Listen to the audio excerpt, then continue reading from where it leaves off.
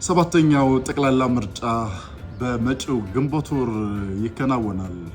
ታዲያ ለዚህ ደግሞ የተለያዩ የቅድመ ዝግጅት ስራዎች እየተከናወኑ የሚገኙት የእጩዎችና የመራጮች ምዝገባ በዲጂታላይዝ በሆነ መንገድ በዘንድሮ ዓመት ይከናወናል። ይህም ደግሞ ካለፉት የምርጫ ወቅቶች ለየት ያደርገዋል።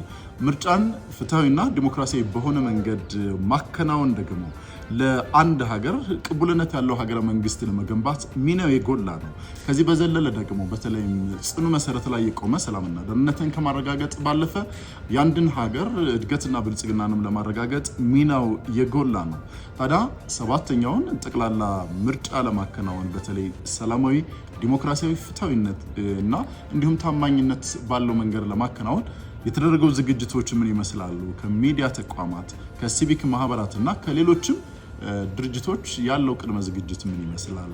ሚናቸውን ለመወጣት እየሰሩት ያለው ስራስ ምንድነው የሚለውን ነው ዛሬ በአዲስ ቀን መሰናዷችን በሰፊው አጀንዳ አድርገን የተመለከትነው።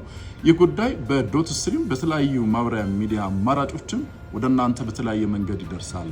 እንድትከታተሉትም ጋብዘናችኋል።